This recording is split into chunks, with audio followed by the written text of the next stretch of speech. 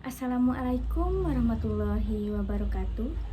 Perkenalkan, saya Pepisi Anjarsari, selaku ASN Provinsi Jawa Barat dengan jabatan Guru Ahli Pertama Guru Bahasa Sunda di SMKN 1 Ciasem, Kabupaten Subang.